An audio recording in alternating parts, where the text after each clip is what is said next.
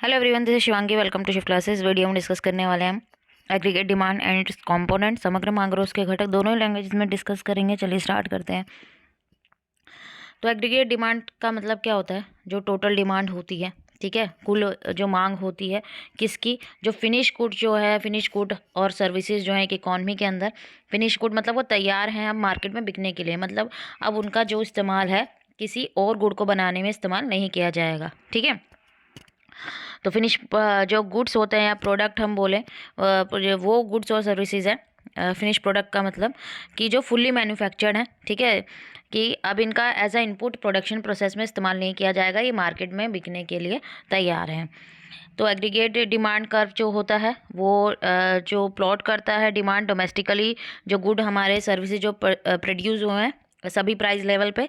जैसे हमारा normal demand individual demand curve होता है डाउनवर्ड स्लोपिंग, उसी तरीके से हमारा जो एग्रीगेट डिमांड कर्व होता है वो भी हमारा कैसा होता है, डाउनवर्ड स्लोपिंग ही होता है। टोटल डिमांड दिखाता है कि किस गुड और सर्विसेज की ऑल ओवर जो इकॉनमी है, ऑल ओवर कंट्री है, उसकी कितनी डिमांड है, ठीक है।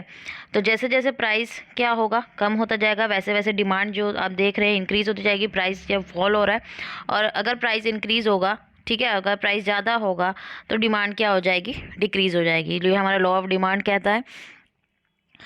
अब हमारे एग्री डिमांड के कंपोनेंट्स कौन कौन से हैं? तो इसके 4 कंपोनेंट्स होते हैं, गवर्नमेंट एक्सपेंडिचर, कंजम्पशन, इन्वेस्टमेंट और नेट एक्सपोर्ट। नेट एक्सपोर्ट हमारा होता है export minus import. X show करता है हमारा एक्सपोर्ट को, ठीक है, और एम शो करता है हमारा इंपोर्ट को। हिंदी में बोले तो एक्सपोर्ट मतलब हमारा निर्यात, ठीक है, इम्पोर्ट मतलब आयात। और बात करें, अगर आपसे एग्जाम में पूछा जाता है कि क्लोज्ड इकॉनमी है और एग्रीगेट डिमांड के कंपोनेंट्स क्या होंगे, तो ये सिर्फ 3 होंगे। क्लोज्ड इकॉनमी आपको पता होगा, नहीं पता तो मैं एक बार बता देती हूँ कि जब हमारा दूसरे देशों के साथ कोई भी व्यापार मतलब व्यापारिक संबंध नहीं है, हम दूसरे देशों के साथ कोई भी एक्सपोर्ट इम्पोर्ट हमारा नहीं हो रहा है। और जब आती है ओपन इकॉनमी, ओपन इकॉनमी की हमारा जो व्यापार है वो दूसरे देशों के साथ भी हो रहा है, तो एक्सपोर्ट इम्पोर्ट वहाँ पर इंक्लूड हो जाते हैं। तो अगर एग्जाम में सिर्फ एग्रीगेट डिमांड के कंपोनेंट्स पूछे हैं तो आप सारे लिख देना, ठीक है। अगर क्लोज्ड इकॉनमी, ओपन इकॉनमी लिखा आ रहा है कि कंपोनेंट्स बताएं तो फिर उसी हिसाब से लिखना, ठीक है। क्लोज्ड आएगा तो GCI लिखने हैं आपको, इनके बारे में बताना है, और ओपन आएगा तो फिर सबके बारे में लिखना है, ठीक है। अभी इनके बारे में हम डिटेल में डिस्कस करेंगे। तो पहला आता है गवर्नमेंट स्पेंडिंग। तो गवर्नमेंट स्पेंडिंग का मतलब क्या है कि जो टोटल अमाउंट जो गवर्नमेंट है वो एक्सपेंड करती है, खर्चा करती है, लाइक इंफ्रास्ट्रक्चर पे इन्वेस्टमेंट करती है, डिफेंस में, military equipment, public sector facilities जैसे हेल्थ फैसिलिटीज़ हो गई, ठीक है, हेल्थ केयर सर्विस है, गवर्नमेंट एम्प्लॉयज़ इनको सैलरी वगैरह देना, ये भी तो क्या सरकार का खर्चा ही है। और इसमें एक्सक्लूड किया जाता है जो ट्रांसफ़र पेमेंट होती हैं, जैसे पेंशन प्लान्स हैं, भाई पेंशन दी जाती है, जैसे वृद्धा पेंशन होती है, ठीक है, विडो को पेंशन दी जाती हैं। तो ये सब क्या होते हैं, एक तरफा होते हैं, ठीक है। इनसे कुछ रिवेन्यू अर्न नहीं होगा या टैक्स वगैरह अर्न नहीं होगा गवर्नमेंट को, ठीक है। फिर आता है कंजम्पशन स्पेंडिंग। तो अब कंजम्पशन स्पेंडिंग एक लार्जेस्ट कंपोनेंट है इकॉनमी के एग्रीगेट डिमांड का। इसका मतलब क्या है कि वो टोटल स्पेंडिंग जो इकॉनमी के जितने भी इंडिविजुअल्स हैं, ठीक है, जितने भी व्यक्ति हैं, ठीक है, और जितने भी परिवार हैं, हाउस होल्ड हैं, वो जो खर्चा कर रहे हैं किस पे, गुड और सर्विसेज पे, वो हमारा क्या आता है, कंजम्पशन स्पेंडिंग। अब कंजम्पशन स्पेंडिंग जो है वो काफ़ी सारे फैक्टर्स पर डिपेंड करती है, like disposable income. Disposable income हमारी क्या होती है, जब आप इनकम में से टैक्स माइनस करके जो हमारे पास इनकम बचती है वो हमारी डिस्पोजेबल इनकम होती है, ठीक है।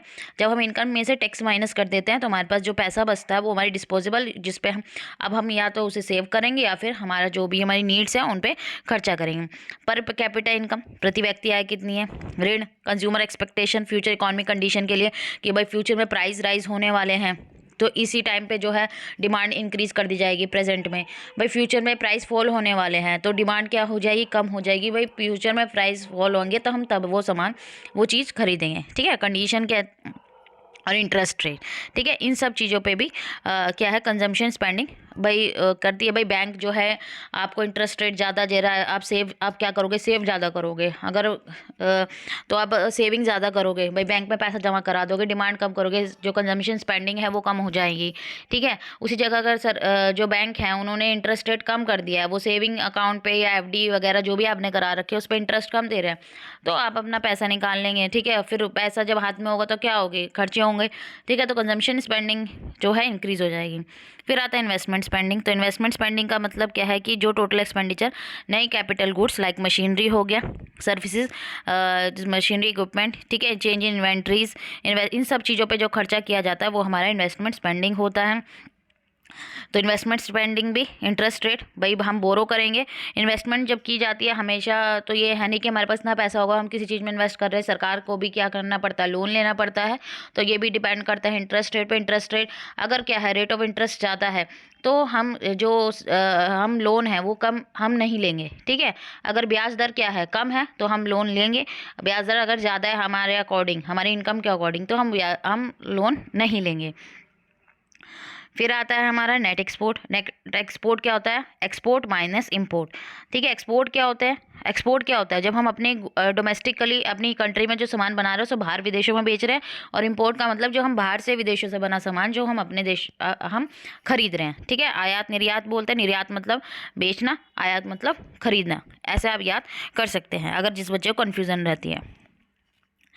तो एक्सपोर्ट मैंने आपको बता दिया कि जो डोमेस्टिक प्रोड्यूसर द्वारा प्रोड्यूस किए जाते हैं और उनको अब्रॉड में सोल्ड किया जाता है। और इंपोर्ट जो होते हैं प्रोडक्ट वो होते हैं जो मैन्युफैक्चर होते हैं अब्रॉड में और इंपोर्ट होते हैं डोमेस्टिक परचेज़ के लिए।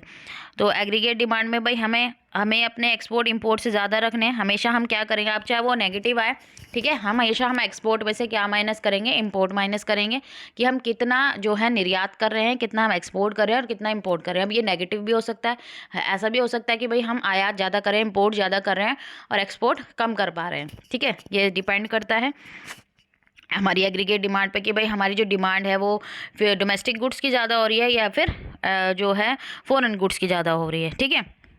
तो ये थे हमारे कंपोनेंट्स एग्रीगेट डिमांड के। नेक्स्ट वीडियो हम लोग कंजम्पशन फंक्शन पढ़ने वाले हैं। आई होप ये आपको क्लियर हो गया होगा। अगर वीडियो अच्छी लगी हो तो like share and subscribe my channel. Thank you.